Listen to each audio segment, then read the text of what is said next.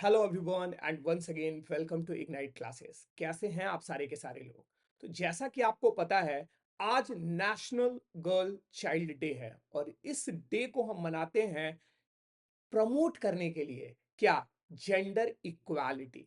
अब gender equality अगर आज हम प्रमोट कर रहे हैं, इसका मतलब कहीं ना कहीं ये बहुत क्लियर है कि हमारे देश में आज भी अभी जेंडर इक्वालिटी नहीं है।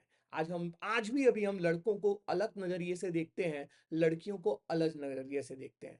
जबकि सच तो ये है कि अगर आज हम किसी भी कंपटीशन की बात करते हैं, स्पोर्ट्स की बात करते हैं, तो लड़कियां आज लड़कों को टक्कर दे रही हैं या लड़कियां आज उनसे भी आगे निकल रही हैं। अगर हम लोग लास्ट ईयर की ही बात करें, तो लास्ट ईयर के नीट का एग्जामिनेशन की बात कर लो, आप यूपीएससी के एग्जामिनेशन की बात कर लो, आप कोई भी एग्जामिनेशन जो कि नेशनल लेवल का होता है, वहां लड़कियां ज्यादा बेहतर कर रही हैं as compare to the boys. तो फिर आखिर आज भी कहीं ना कहीं ये विचारधारा ऐसी क्यों है कि लड़कियों को हम उतना प्रमोट नहीं करते हैं जितना लड़के को प्रमोट करते हैं? शायद कुछ लोगों का इस पे विचार ये होगा कि लड़कियां दूसरों के घर चली जाती हैं, बट आई डोंट थिंक कि इससे गलत नजरिया आपका हो सकता है। क्योंकि एक लड़की की अगर हम लोग बात करते हैं, तो वो एक घर नहीं, दो घर को सुधारती है। एक लड़के की बात करते हैं, तो वो अपने घर को, एक घर को ही संवार रहा होता है, लेकिन एक गर्ल चाइल्ड जो होती है, वो एक साथ दो दो घरों को संवार रही होती है। तो अगर एजुकेशन आपको देना है और अगर आपको चूज करना पड़ रहा है सच में एक लड़के और लड़की में, तो I will always go with a girl. कहीं ना कहीं इसी विजन के साथ इग्नाइट क्लासेस भी स्टार्ट हुआ था जब मैं यहाँ आज से 3 साल पहले आया कुशीनगर में। And when I started this ignite classes, तो मेरा सबसे पहला फाउंडेशन यही था कि मुझे गर्ल्स स्टूडेंट को आगे प्रमोट करना है।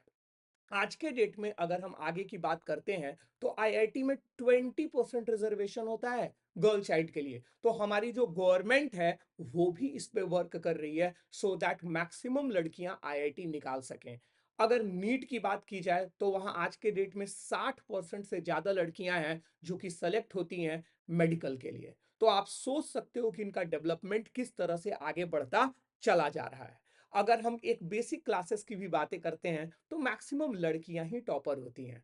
तो आई थिंक हम सब लोगों को एज अ सोसाइटी ये कहीं ना कहीं हमारी जिम्मेदारी है कि हम लड़कियों को प्रमोट करें, क्योंकि अगर लड़कियां आगे निकलेंगी तो हमारा देश आगे निकलेगा। ऐसा कोई देश नहीं है दुनिया में, I am literally saying this, you can search on this. ऐसा दुनिया में कोई देश नहीं है जिस देश में लड़कियों को दबा के रखा गया है और वो देश आगे बढ़ा है, वो देश डेवलप हुआ है।